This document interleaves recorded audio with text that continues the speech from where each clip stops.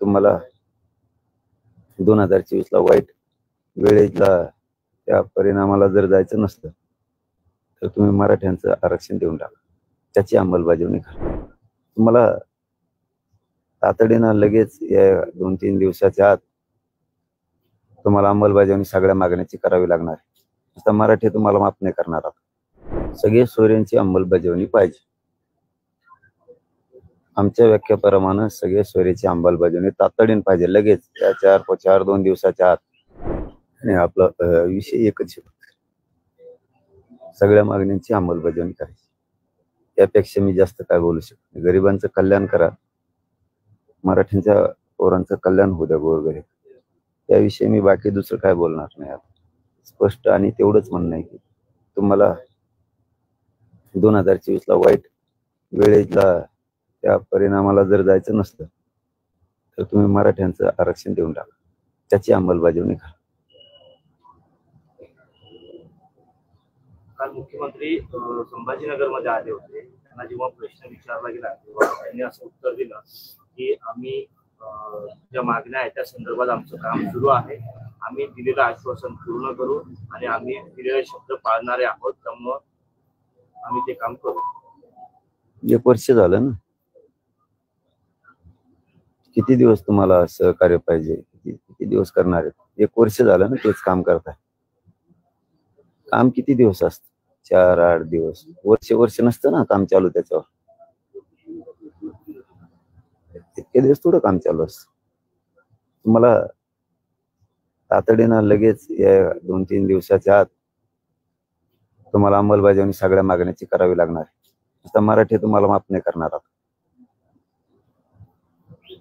फडणवीस साहेबांनी सगळ्या मागण्याची तातडीने या 2-4 दिवसाच्या आत अंमलबजावणी केली पाहिजे.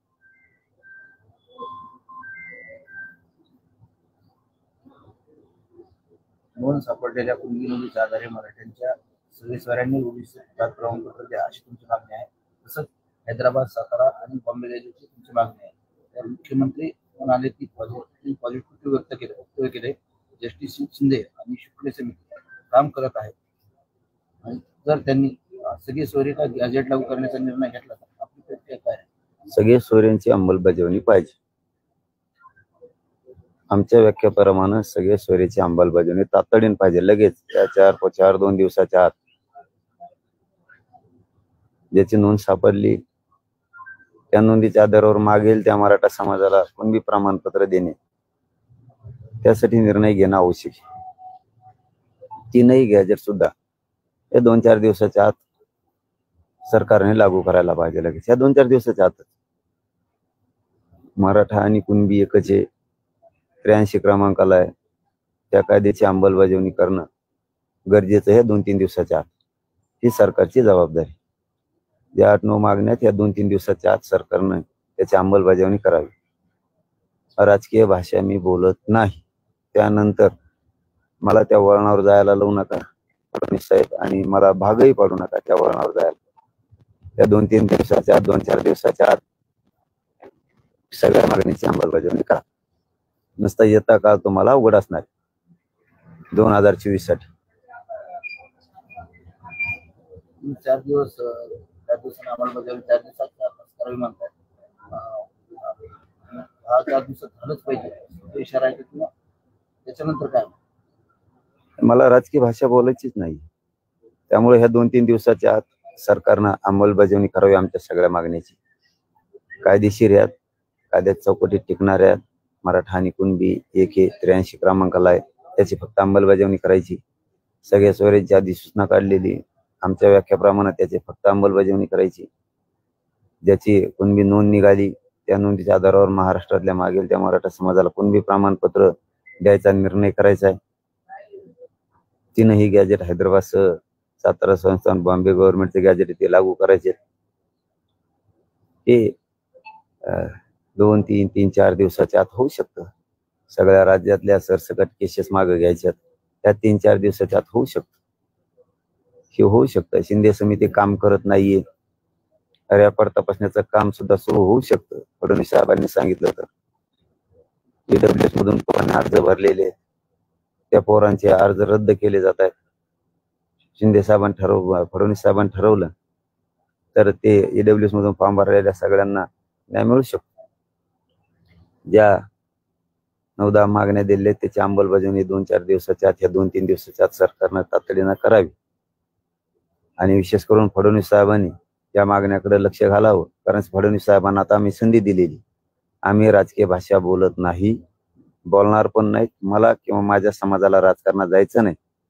आता फडणवीसांना संधी आहे, त्यांनी आमच्या सगळ्या मागण्याची अंमलबजावणी करावी. नसता दोषी मराठ्यांचं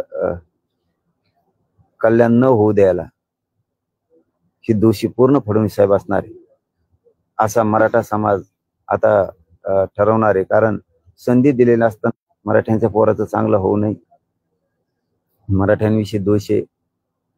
अन्याय करणारा या राज्यात कोण व्यक्ती तर फक्त फडणवीस. गरिबांवर मराठ्यांवर अन्याय करणारा फडणवीसच आहे. म्हणून फडणवीसांनी केली तर मग म्हणायचं नाही माझ्या नावाने पाड्या कशा झाल्या, उभा कसे केले, निवडून कसे आणले, मग बोंबलायचं नाही माझ्या नावाने वाटोळं का झालं इतकं राजकीय त्यांचं म्हणून.